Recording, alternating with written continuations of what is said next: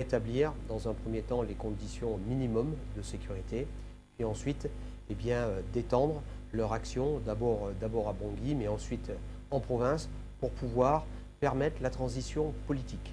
C'est bien ça l'objectif de ces deux forces, ramener dans un premier temps la sécurité dans la capitale et en province, afin que le processus politique puisse totalement s'établir. Les éléments de la Seleka sont désarmés et cantonnés et malheureusement les tueries et les exactions continuent. Y a-t-il d'autres forces qui se livrent à ces exactions? Alors, en ce qui concerne la situation sécuritaire dans le pays, bon, je rappelle bien sûr qu'il s'agit d'une décision du Conseil de sécurité de l'ONU, mais cette décision s'est appliquée parce que les autorités de transition ont demandé également à la communauté internationale, dont la France, d'intervenir en Centrafrique. C'est vraiment ce qui guide notre action. Dans ce qui a été demandé, à la fois à la MISCA et à la force Sangaris, il a été demandé, pour pouvoir rétablir la situation sécuritaire, de procéder au désarmement de tous les groupes armés qui n'ont pas à détenir de l'armement hors force légale, parce que, bien évidemment, la prolifération d'armement contribue largement à la dégradation de la situation sécuritaire. Alors, je tiens à préciser que, en ce qui concerne les opérations de désarmement, elles ne concernent que les groupes qui ne sont pas autorisés à porter de l'armement. Les forces de police et de la gendarmerie continuent leur travail dans la capitale. Et s'agissant de ce que vous nommez les ex-Seleka, nous avons vu avec les autorités de transition qu'il s'agissait de les cantonner, de façon à ce qu'il n'y ait pas d'hommes en armes qui circulent dans la capitale. Ces forces ont été cantonnées conformément à l'accord que nous avons mis en œuvre avec les autorités de transition, et je précise qu'elles ne sont pas désarmées. Les forces que vous appelez d'ex-Seleka sont cantonnées avec leur armement et leurs munitions. Ce qui leur est demandé, c'est de ne pas exécuter de patrouilles en ville ou en province. Elles peuvent être amenées à se déplacer, et à partir de ce moment-là, elles entrent en contact avec la force Sangaris, mais également la MISCA, de façon à ce qu'elles puissent également effectuer leurs opérations avec des escortes armées, selon des modes opératoires que nous avons mis en œuvre ensemble, et que nous affinons semaine après semaine, puisque nous avons un comité de coordination avec les autorités de transition. Nous sommes là pour tous les Centrafricains, quels qu'ils soient. C'est vraiment la mission qui nous a été confiée. Bien sûr, mais cela n'a pas empêché qu'une catégorie de personnes soit persécutée, notamment les Tchadiens, mais aussi des musulmans qui ont fui en nombre la Centrafrique, et vous avez été témoin de cet exode massif. Et ceux-là disent que ce sont les anti-Balaka, donc les fidèles de Bozizé qui sont restés, qui n'ont pas été désarmés, qui se livrent à ces exactions-là. Est-ce que vous avez pu repérer des camps à ces hommes-là, et que si jamais un jour il est possible de les amener sur la table de négociation, vous pouvez le faire? Alors, en ce qui concerne ces opérations de désarmement, elles concernent tous ceux qui ne sont pas habilités à porter de l'armement. Et nous arrêtons tout un ensemble d'individus, de groupes, de milices qui sont armés et que nous désarmons. Nous le faisons dans le cadre d'ailleurs d'opérations mixtes avec des unités de la MISCA, et quand il s'agit de Bangui, nous opérons plus particulièrement avec les troupes tchadiennes et également les troupes burundaises qui sont déployées dans la capitale. Donc nous, notre action, c'est bien de désarmer tous ceux qui portent illégalement de l'armement. Et l'armement qui a été saisi constitue, si vous voulez, un panel extrêmement large qui va de l'arme de guerre jusqu'aux armes plus rudimentaires, en passant par des fusils de chasse.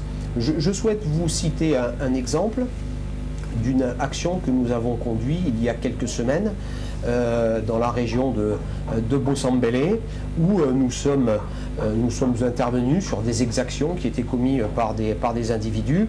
On a fait cesser les exactions, on les a désarmés, et au moment où on était en train de faire ces exactions et que nous étions en train de les désarmer, d'autres individus, d'autres milices constitués étaient venus pour exercer des représailles sur eux. Eh bien, nous les avons également arrêtés, hein, nous les avons également désarmés, et puis nous sommes arrivés à ramener le calme. Voilà. C'est ce qu'on vous reproche également ici. Il y en a qui disent que vous les désarmez et les laissez comme ça à la merci de leurs bourreaux, notamment au quartier Bangui, kilomètre 5.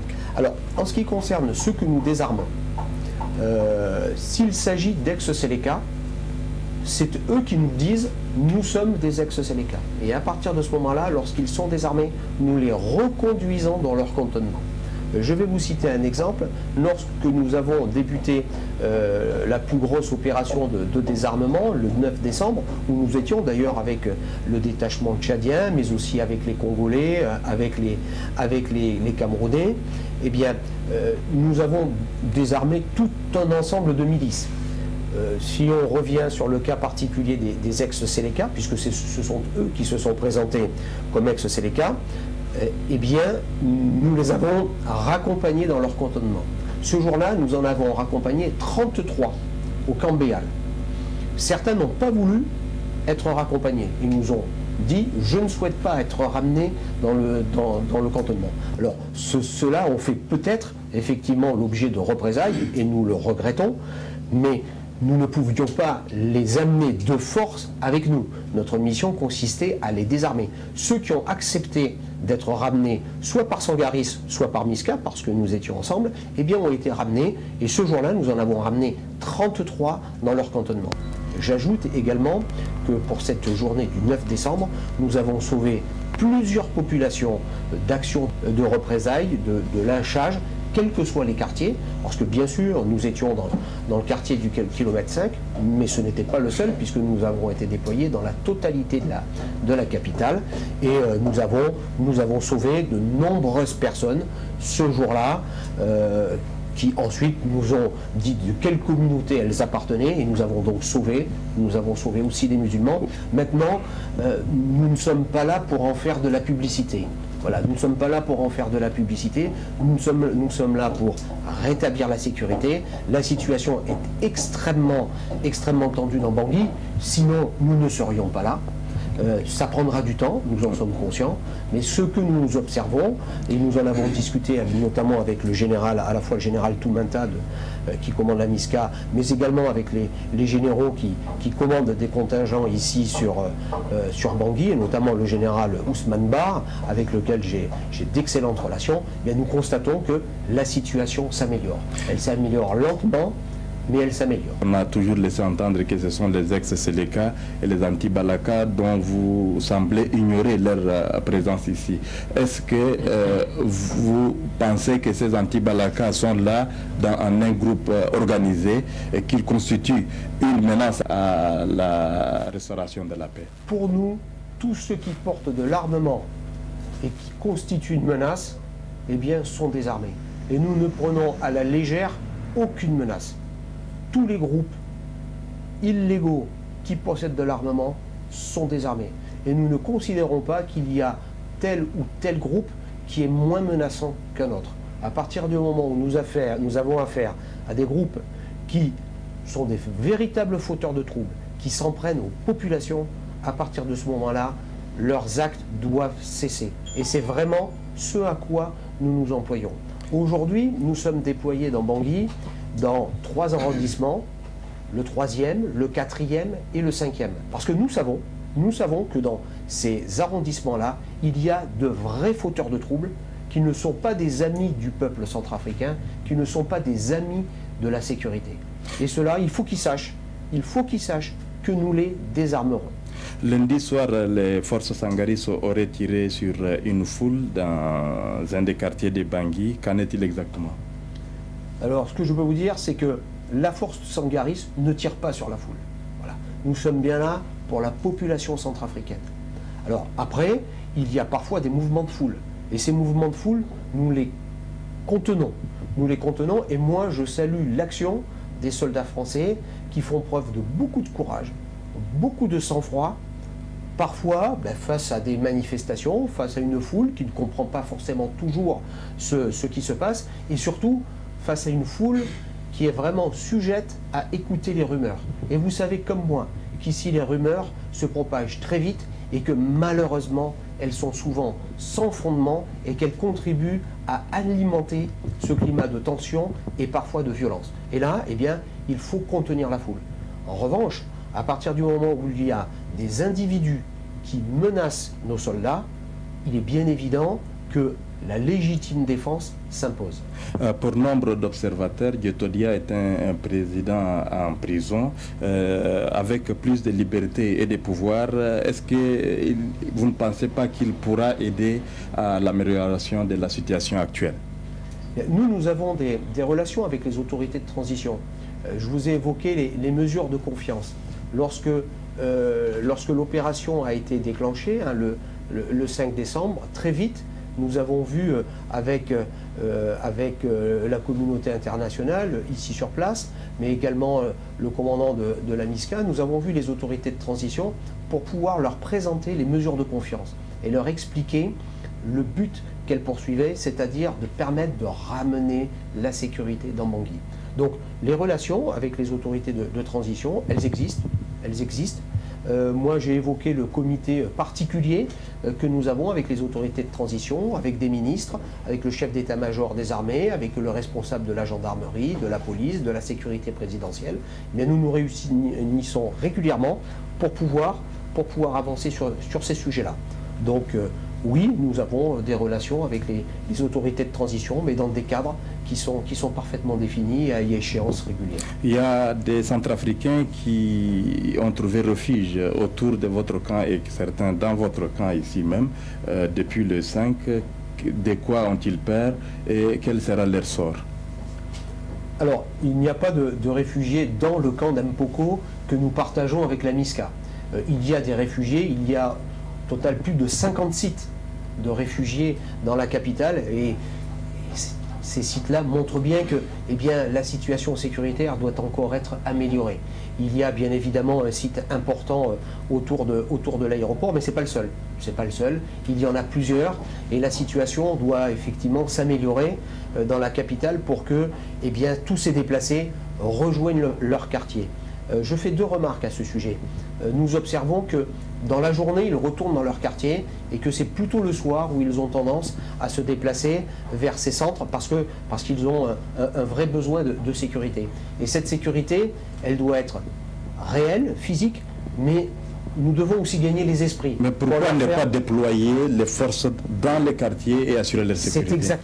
C'est exactement ce que nous sommes en train de faire, avec les moyens qui sont les nôtres et les moyens qui sont ceux de la MISCA. C'est bien la raison pour laquelle je vous ai dit que nous faisions effort, surtout dans les quartiers qui sont justement proches de l'aéroport, 3e, 4e, 5e arrondissement, de façon avec la MISCA, et nous travaillons vraiment très bien en ce sens, mais nous ne sommes pas les seuls, avec les ONG également. Faire en sorte que non seulement la sécurité revienne, c'est un problème de sécurité, mais c'est aussi un problème de situation humanitaire, et de façon à ce qu'ils reviennent. Je vais vous donner un exemple de ce sur quoi nous travaillons avec le général Toumata, mais également avec les ONG. C'est la mise au point de sites pilotes dans ces quartiers où nous allons faire revenir la population en leur offrant un panel de facilités. Parce qu'il n'y a pas que le volet sécuritaire. Il y a le volet sanitaire, il y a le volet humanitaire, il y a le volet alimentation. Donc nous ne sommes pas seuls pour pouvoir aider la population et nous le faisons avec tous les acteurs. Ça prend du temps. Oui, ça prend du temps, bien sûr. Les ex-Séléka menacent des sécessions si jamais on n'accepte pas qu'ils soient aux commandes de ce pays. Donc, est-ce qu'on laisse cette idée prendre corps? Bien, si vous voulez, aujourd'hui, il y a un processus politique qui est en cours avec des autorités de transition. Il convient de conduire ce processus politique jusqu'à son terme.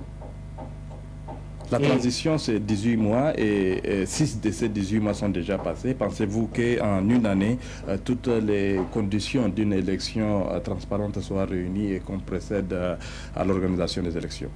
C'est bien, entre autres, le rôle de la MISCA et de la force Sangaris d'apporter, dans le volet qui nous concerne, le volet sécuritaire, le rétablissement de la sécurité qui permet notamment de pouvoir conduire ce processus politique à son terme. D'accord. Avec MISCA, quel genre de relations entretenez-vous? Est-ce que vous les appuyez comme il a été annoncé?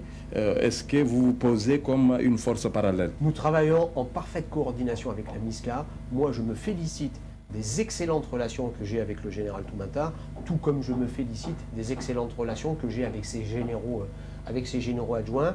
Sachez que nous avons 3 réunions de coordination par semaine où nous nous voyons ensemble pendant 1 heure pour préparer les opérations. Parce que les opérations que nous conduisons dans Bangui, mais également en province, ce sont des opérations conjointes. Nous n'agissons pas de façon parallèle, nous agissons de façon vraiment croisée et coordonnée, et je pense très sincèrement que c'est à la fois ce qui nous caractérise. Et en tout cas, moi, je suis extrêmement satisfait de la façon dont ça se passe. Forces françaises et tchadiennes seules ont pu libérer le Mali hier. Mais pourquoi aujourd'hui, forces françaises tchadiennes réunies plus 6 autres forces n'arrivent pas à donner espoir à la population? Eh bien, comme vous le dites, le contingent tchadien est un contingent important dans la MISCA. C'est une des 7 nations contributrices à la force de l'Union africaine. C'est un contingent important que nous connaissons bien. Comme vous le dites, nous sommes déjà engagés fortement au Mali. Nous sommes ici côte à côte dans Bangui. Nous travaillons ensemble. Nous conduisons des opérations communes. Maintenant, ce qu'il faut mesurer, c'est que la force de l'Union africaine s'est déployée le 19 décembre, c'est-à-dire qu'elle n'a pas encore tout à fait 1 mois de présence sur le sol centrafricain. La situation en Centrafrique est une situation extrêmement préoccupante. Elle est préoccupante dans le domaine sécuritaire, mais elle est également préoccupante dans le domaine sanitaire, dans le domaine économique, dans le domaine administratif. Il y a beaucoup à faire. Moi, j'observe que Sangaris et MISCA sont parvenus à rétablir pour l'instant un niveau de sécurité minimum. Nous devons poursuivre, mais on ne peut pas imaginer qu'en moins de 3 semaines, une situation normale revienne alors que ce pays a connu de nombreux mois difficiles, pour ne pas dire de nombreux mois de chaos.